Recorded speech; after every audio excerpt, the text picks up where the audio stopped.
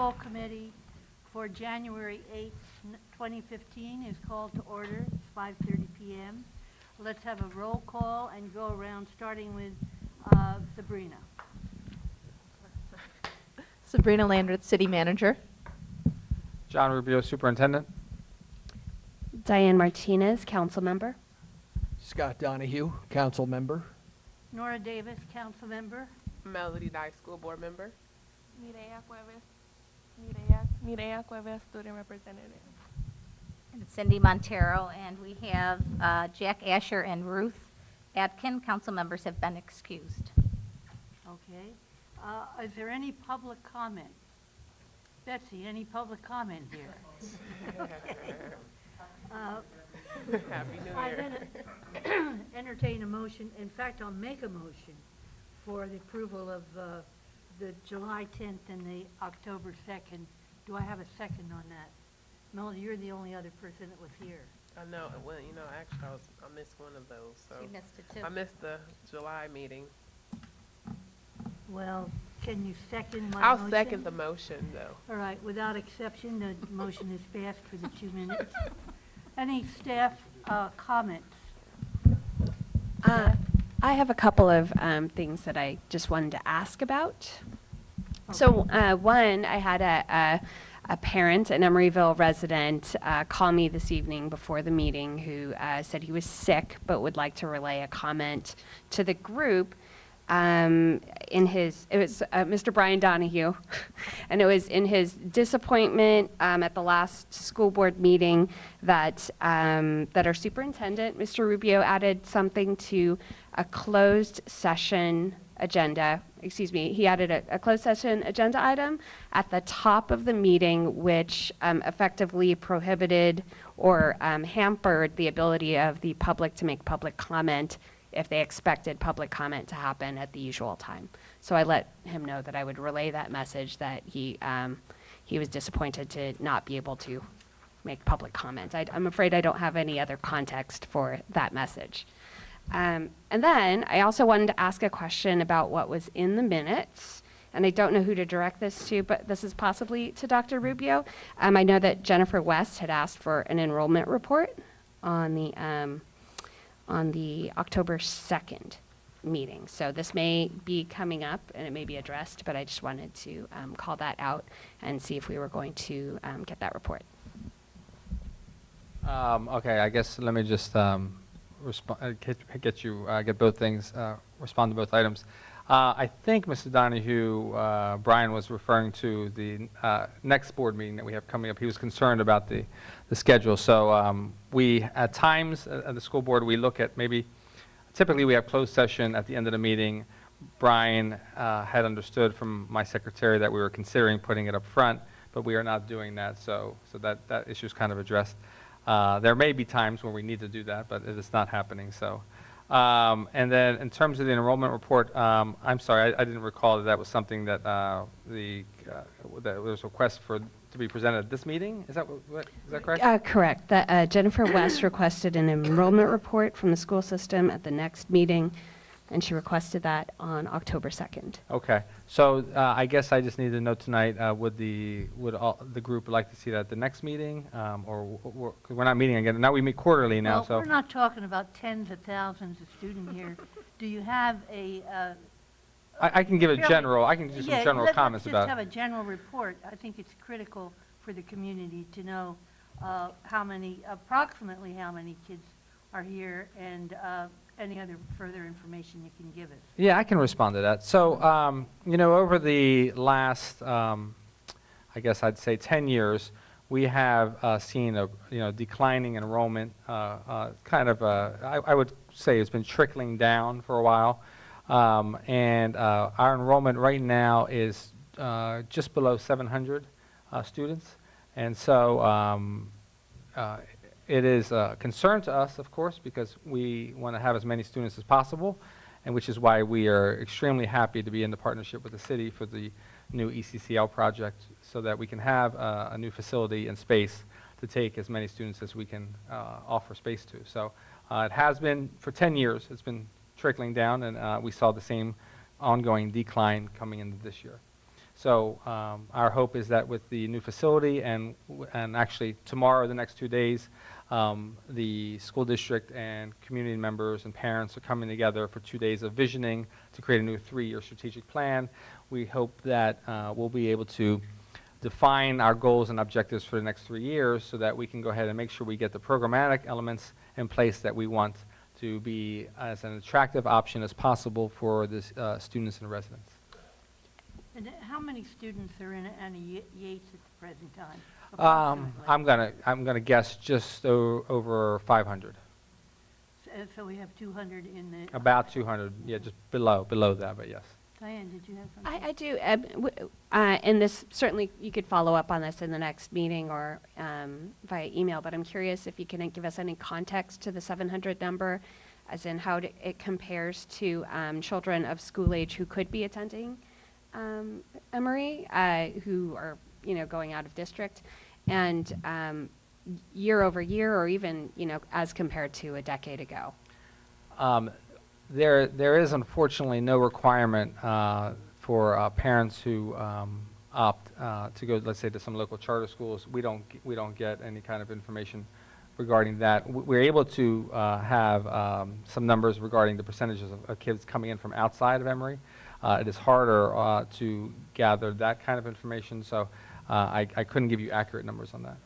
Now, although it would be a curious question to ask the charter schools without getting personal information, the list of zip codes and streets, and to identify how many students that they have, because we have quite a few charter schools around us now living in Emeryville. So I actually have had that kind of as a thought to kind of try to get that information. I would like to know. And what are the percentages, both at Annie Yates and in the high school, of people of students from out of district? It differs. It's slightly high. It is higher at the high school, but overall for the district, it's actually is it Nizam? It's actually in that packet. You just put it's actually on page 2 in there. If I could, can I borrow that from you for a second? I wasn't quite ready for all these questions. Thank you. Thank you. I put together some materials for our visioning tomorrow, so I will give you some accurate numbers. Overall for the school district, it's 41%. At Annie Yates, there's 34% of the students are coming in on a transfer, and it's 59% for the high school. Pretty consistent. Yeah. Yeah. Thank you. So, I think it would be this is one of those topics that we've hit in various ways over the years. It's probably a good time just to have a full report to the city school committee. And I think in years past, we even had by zip code, like we knew pretty, like if it's the West Oakland or if it was North Oakland or Berkeley. Not to say, I know that's a lot of work, and a person was responsible for culling through that information at one point in time. We don't have the same resources that we did before, but it may be of interest, especially as we're talking about moving into a new facility. Yeah. And knowing what, and having a sense of how things are shifting over time, because right now we have always been about a 40%. I mean, we've all literally, since I've been on the board, since I've been a resident, a student, since I've been around here, like as a student, it was the same thing. I mean, most people live across the street and they're 94608, but they're across the street and they're considered Oakland, and they need an interdistrict transfer to actually attend Emeryville schools, which happens to be their neighborhood school. So, I mean, there's a lot of, nuances to IDTs, as it's called. So, I mean, I think that's where it would be helpful just to get a framework in terms of zip codes, because it's usually it's bordering and it's across the street literally, and they share the same zip code, but there's a process for a child to attend school with their classmates or their neighbors. And so it may be more helpful and contextual in that way, especially to kind of have a number, a target, and then as we move into the site, to know what things are shifting or how things are changing, I think will be valuable. So I'll just offer that as a follow-up. John, we're kind of putting you on the grid here, but this is an opportunity. Of course, the city, the community is very, very interested in what is going on in the schools. I wonder, when you are finished with your visioning process, if we could get some sort of report of what the outcomes are from your visioning process and the direction that you're going to be taking the schools in. Oh, absolutely. So what will happen first is after these next 2 days, that work goes back to our school board first. They'll be debriefed. The school board will have to look at that material. They may want to make some alterations or changes. And then from these 2 days, we will have different areas where we'll have action committees and actually more opportunities for the city and the community to participate if they so choose or like in these action committees, so that we have really a living document, whether the area is academic achievement or wellness or whatever it might be. So it's an ongoing process, so it won't be done, just to answer your question, after the 2 days. And yes, absolutely, we can go ahead and bring that back once the school board sees it and gets to work with it and approve it. Because it's so critically important to the community, would it be possible, pardon me, to have an informational report presented to the city council, say in middle of February, late February, early March, so that it gets a broader broadcast to the community? Would that be possible? That's fine with me. Is it an informational item to the council? Just an informational item I think it's that fine. goes up to the city council, so it gets broader viewing, Sure. broader participation, and maybe spark some volunteers. Oh, absolutely. Why not? Okay, mid-February? Yeah, definitely. Sounds good. Okay, any other staff comments? There you go. Yes, first of all, I'd like to announce our first indoor movie series. The first one is tomorrow at the Senior Center, and they're showing Ice Age. So it's free. Bring the kids and the family. And then the second one will be January 23rd, and they're showing Frozen. What time? The time is 6:30. So that's exciting. Frozen, huh? Yeah, yeah, winter thing. Very appropriate. I just want to remind everybody about our next meetings so that you can put them on your calendars. The next city school meeting will be April 2nd. Then there will be one July 2nd, and then the October meeting will be October 1st.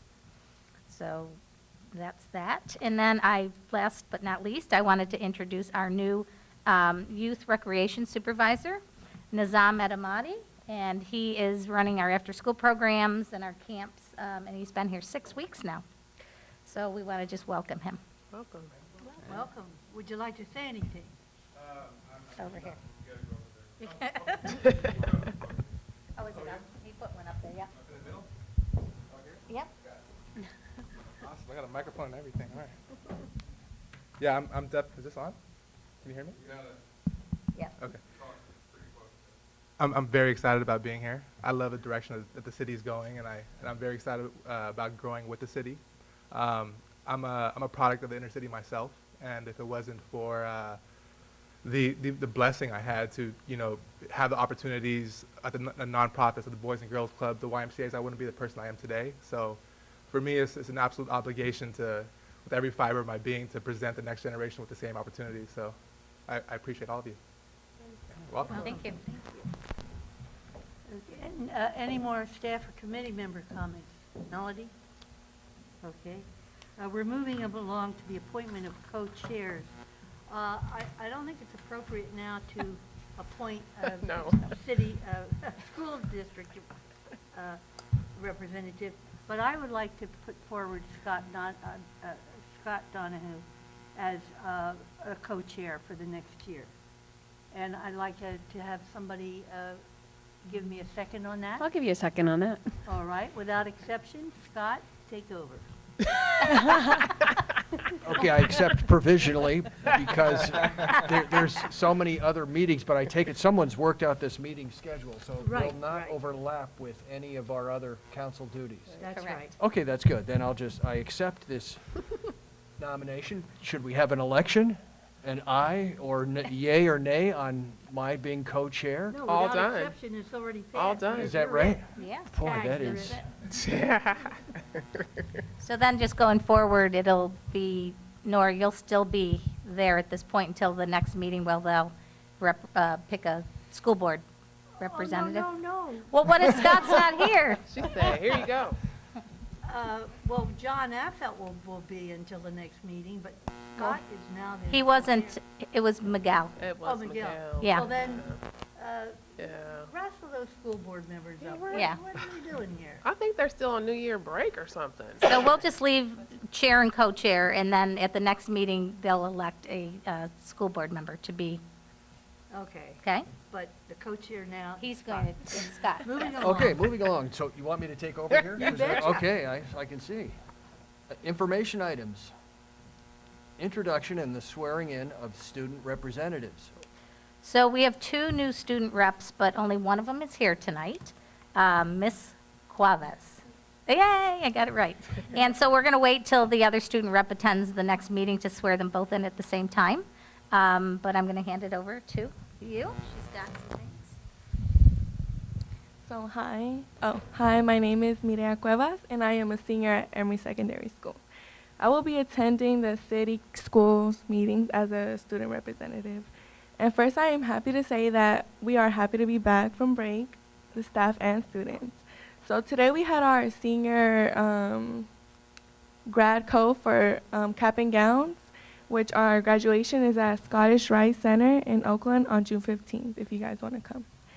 And tickets are on sale for Emory's annual Craft Fest, which is on February 7, 2015 at the Emory Senior Center from 6 p.m. to 8 p.m. And the tickets are from $50, and they benefit school activities. But if you buy them from a senior, which I'm a senior, it benefits us for like our prom and our grad night. And we are preparing for our annual Pennies for Patients school-wide coin drive taking place in March to help cancer research. And we are also making school-wide adjustments with all the transitions, and it seems to be going really good with our new principal. And that's it. Thank you. Okay, thank you.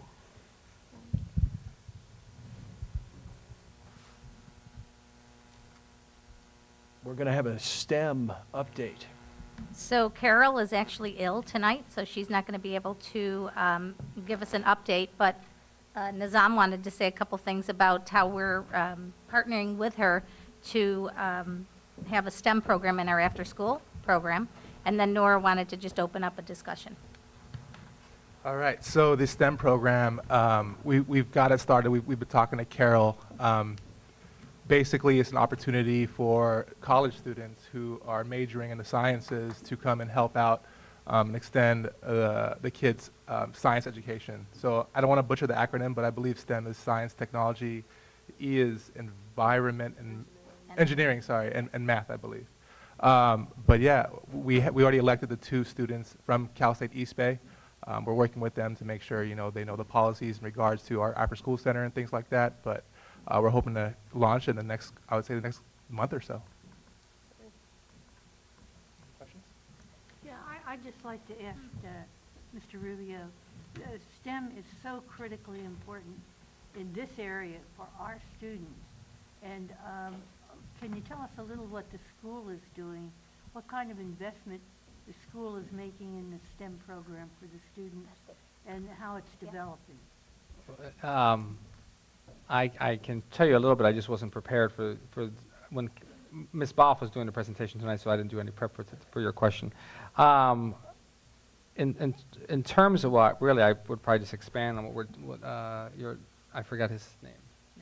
Nizam, thank you. Nizam was saying, one piece of it is this new partnership with, in terms of the after-school program, what we're doing with science. And we're also doing an after-school science club now that just started with one of our teachers.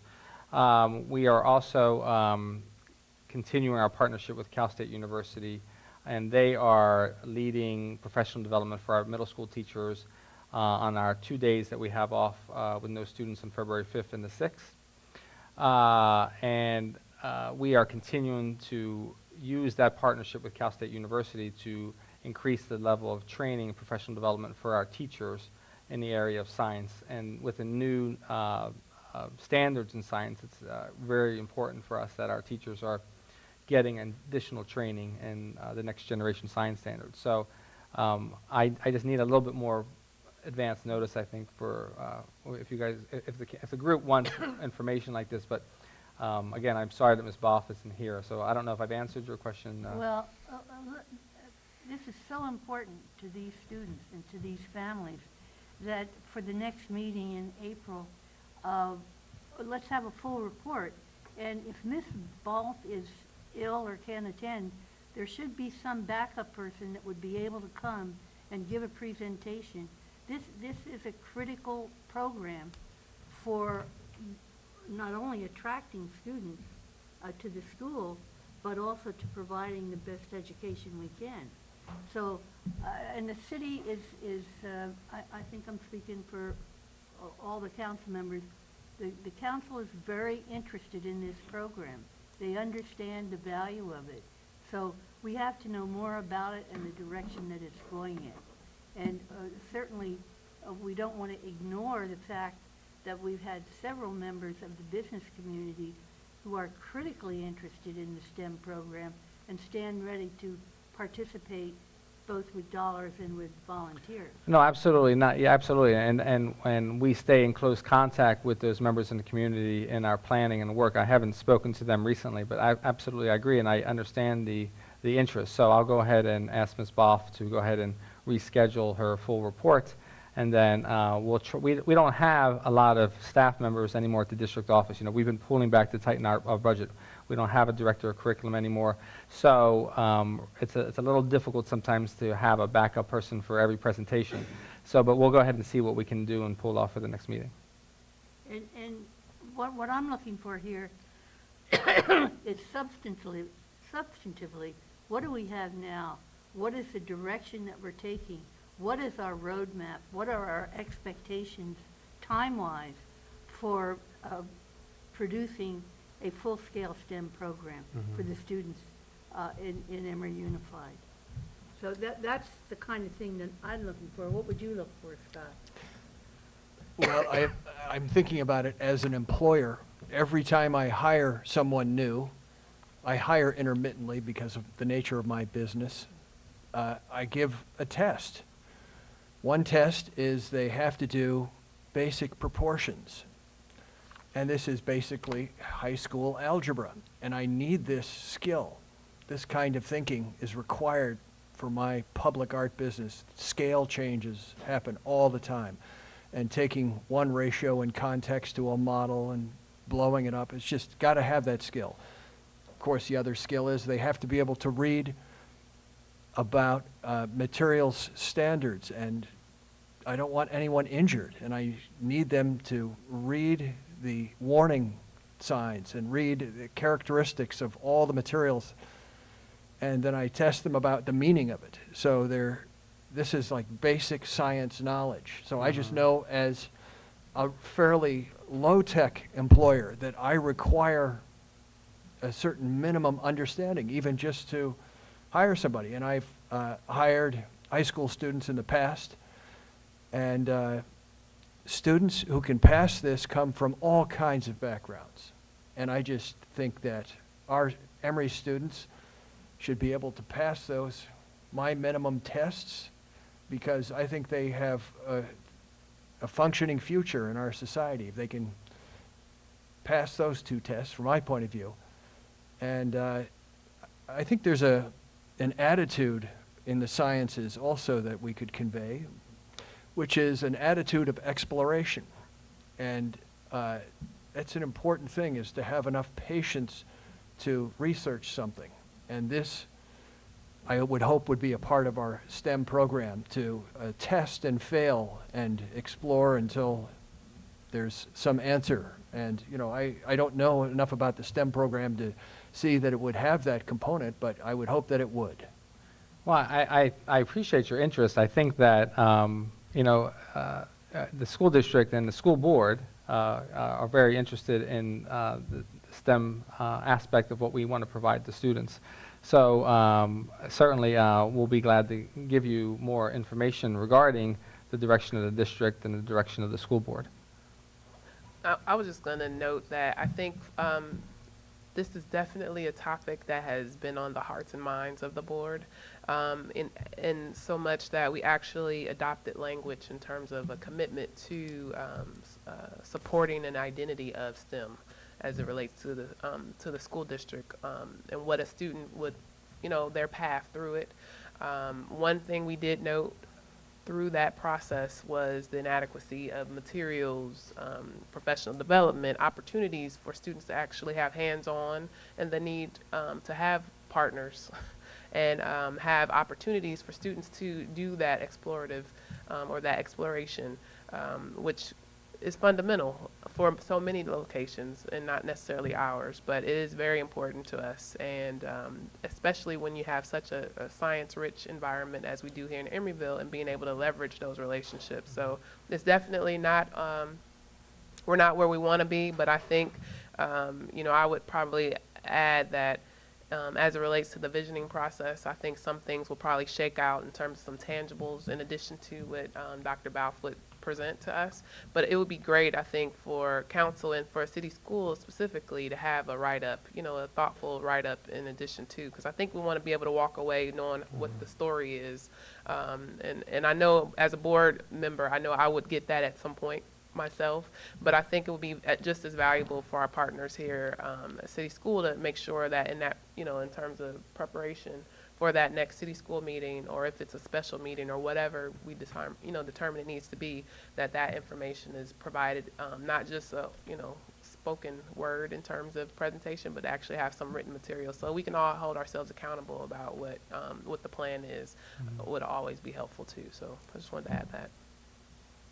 And we, just so the group knows, the direction of the school board has been for a while that they expect written reports on the different programs that we're doing. So Ms. Boff has been providing, and for our funders, and community members who are helping us with the program. So Ms. Boff, I think, gave a written report in the fall and is preparing another one. So won't be an issue in terms of the work that's already being done. So.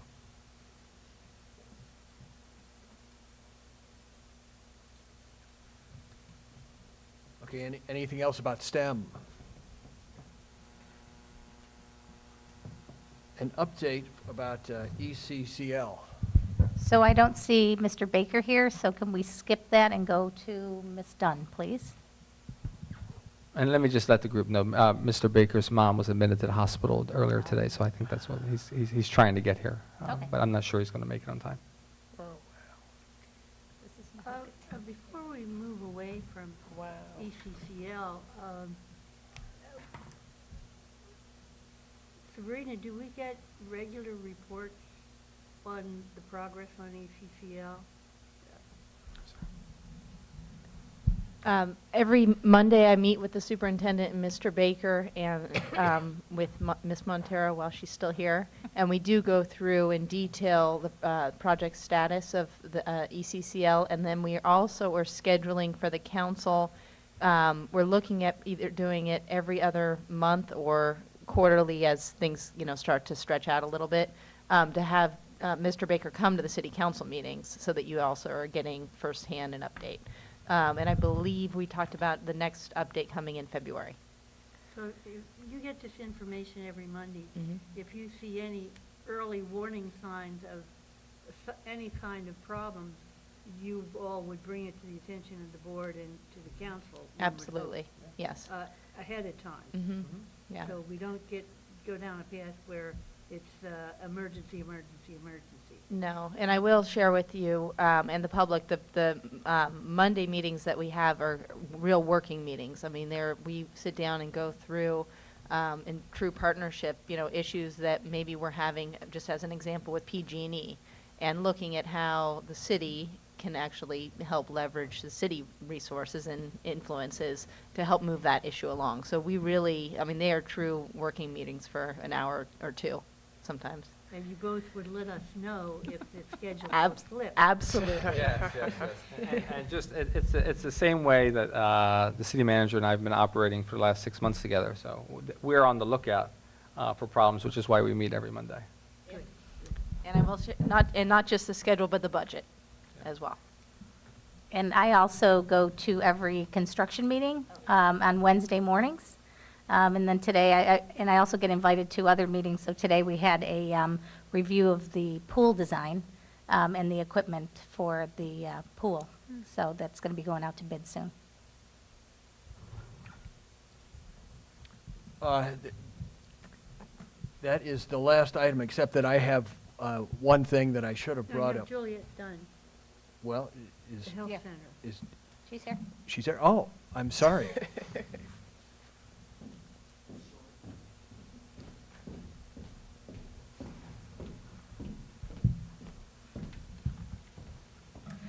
I see a lot of new faces here, so I'm going to introduce myself again. My name is Juliet Dunn. I'm the Wellness Director for Emory Unified School District.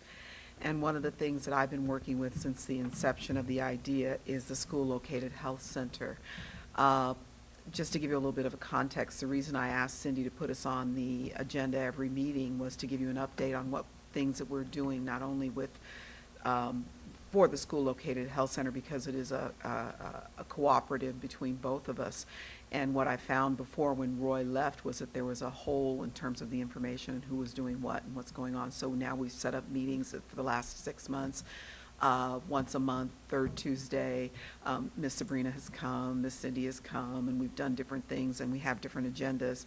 The initial ones were basically to work on the school-located health center and the actual plans, because we'd worked a lot on setting it up, what the square footage looked like, what was going to go in there, the different types of programs. But when you get down to the details, you have to figure out where the plugs are, and if it's, you know, where the what do they call it, FF&E, which is the furniture, where does that go? How does it look? Is it OSHPD? Does it work with that? And we work with our medical lead, which is lifelong, and all of us meet together, and we've gone through details on that. So we've kind of gotten that down to a dull roar, and review the review the floor plans with lifelong, the doctors, the dentists, the configurations, where the furniture is, the electronic, the plumbing.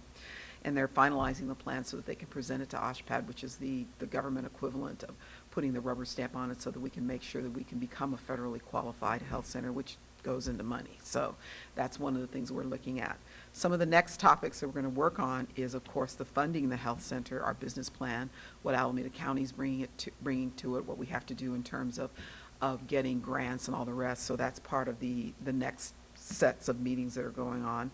Our operational roles, you know, Lifelong just informed me actually this week that they've hired a youth services coordinator, and her name is Leanne Lee, and she will eventually be the clinic coordinator for that particular part of the clinic. So that's moving forward, and we're going to go through that. I also want to establish a timeline for planning. What do we do now? What do we do since? Because it's coming up in terms of what we need to do for all the different programs that we want in it.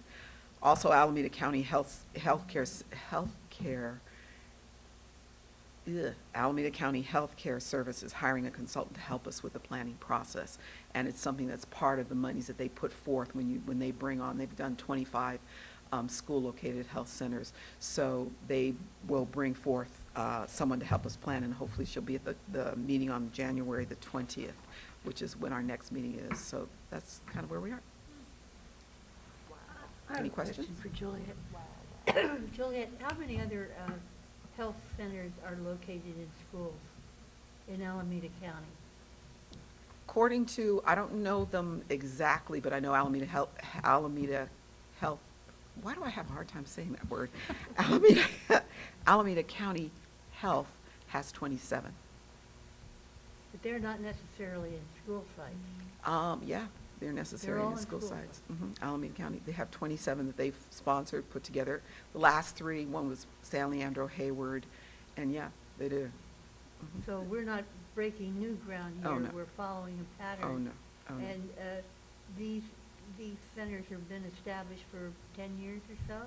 Probably more. There's one, WAMS, which is about 6 years. Yeah, they've been established for more than 10 years, definitely. And I can get you some more details on that. But we had a presentation the last part of last year from Kimi Sakashita, who is head of those healthcare, planning the healthcare centers and student healthcare for Alameda County Health Department. And she brought in some general information, which we did hand out, and I can get back again. But it's about 27. We will probably be the 28th. And just for the new people that we have on the board, can you just briefly describe the major services that the center will be providing, both to the students and to the general public? Well, first of all, to the students, because part of the monies that will be coming in would be for students. We're talking about general health care. We're talking about dentistry, mental health, general health. We're not going to be doing heart transplants, but in terms of just preventative care, different things that they can come in, reproductive health, we're not going to be Planned Parenthood, but explanations, information, and different things that we will be giving to students so that they will have it as they come in. Our school nurse will be located in those offices too. So not only will we have doctors, we will have the school nurse. It's about 20 hours a week to start out with, as well as we've been dealing with the senior center, and from 7 to 8 in the morning, since most students will never be up that time and we don't have to breach confidentiality, we'll be doing foot care. They can talk about different, we'll have a general practitioner there. Our biggest theater is the dentist. We have 2 rooms that will be strictly for dental care. And so in the evening or afternoon from 3:30 on, when students are not there, or when they're there, it'll be open, and we can have a lot of the general practitioner care, but we'll also have dental care coming in too, which is very exciting for us because it's one of the big money makers in any student health center is dental care for families as well as for students. But when you say moneymakers, what do you We mean have by to, that? we have to make sure that the healthcare center supports itself. And that's what I'm talking about. So the clients who come in, both the students and the families, the community people, there will be charges to them? No, the families who have insurance for the community, they will be asked for reimbursement or charged. Students will, because of the monies that Alameda County is going to give us and when we're going to raise, probably will not, they will not be charged. But Medi-Cal will be And Obamacare. Yeah, and Obamacare Yeah. will be billed. So we anticipate covering a very large percentage of the community. That's part of the business plan that we will be looking up to find out. Very Yes. good, very Mhm. good. Okay, that's all I have. Anyone else? I received a note from a taxpayer, an Emeryville taxpayer, who's concerned that her senior, I guess, discount to the school tax is not being dealt with by the subcontractor who handles this. NBS is the subcontractor that the school district has. So I just thought I'd mention this, that there's some trouble. The exemptions, tax exemptions for Yeah. seniors? Yes. If it's the resident that I'm aware of already, I know we are working on it, and I don't know if it's cleared up. Apparently it is not, so I saw an email earlier today.